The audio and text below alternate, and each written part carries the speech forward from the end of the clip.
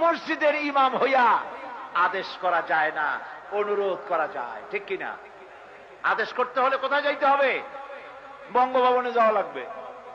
আদেশ করতে হলে পার্লামেন্টে যেতে হবে। আদেশ করতে হলে সেক্রেটারিয়েটে যেতে হবে। পাওয়ার আপনার হাতে নিতে হবে, তা না হলে আদেশ কেউ করতে পারে না। তো আল্লাহ পাক বলছেন, আমরা তো অনুরোধের ভাষায় কথা বলি। আল্লাহ পাক বলছেন, কুনতুম খায়রা উম্মাতিন উখরিজাত লিন-নাস, তোমরা হচ্ছে পৃথিবীর মধ্যে শ্রেষ্ঠ জাতি। কোন তো শ্রেষ্ঠ জাতি কারা?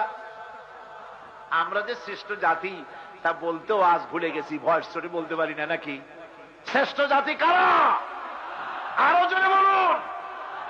আমরা যে শ্রেষ্ঠ জাতি, এ কথা আমাদেরকে কে শুনালেন? আল্লাহ পাক। শ্রেষ্ঠ জাতি তুমি, অন্যায় ভালো কাজের আদেশ করবে, অন্যায় কাজ দুহাতে তুমি ফিরাবে। ঈমান যে তোমার কতটুকুন আছে, সেই ঈমান মাপার একটা জিনিস আছে। ঈমান মাপার সেই জিনিসটির কথা আমি বলবো কি আপনাদেরকে বলবো? জ্বর যদি কারো হয়, জ্বরের তাপ কতটুকু তা মাপার জন্য একটা যন্ত্র আছে। সেই যন্ত্রের নাম কি? থার্মোমিটার। বাতাস, ঝড়, বৃষ্টি ইত্যাদি হবে কিনা আবহাওয়া মাপার জন্য একটা যন্ত্র আছে, ওইটার নাম কি? ব্যারোমিটার।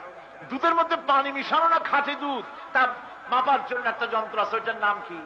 ল্যাক্টোমিটার। এভাবে প্রত্যেকটা জিনিস মাপার একটা মিটার আছে। আপনার আমার ঈমান কতটুকু, সেই ঈমান মাপারও একটা মিটার আছে।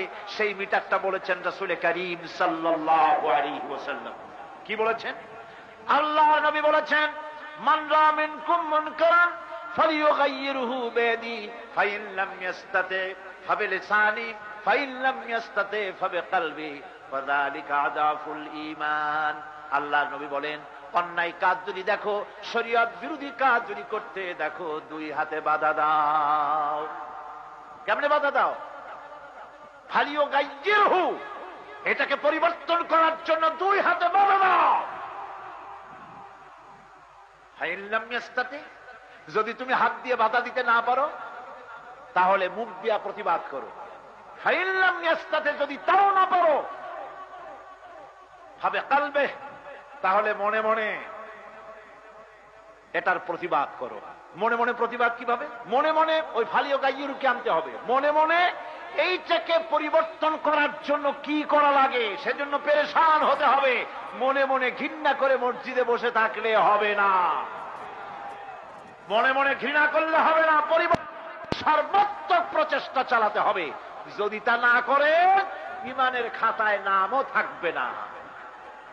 তাহলে মুখ দিয়া যারা হাত দিয়ে বাধা দেয়, তারা হলো ফার্স্ট ক্লাস মুমিন। তারা কোন ক্লাস?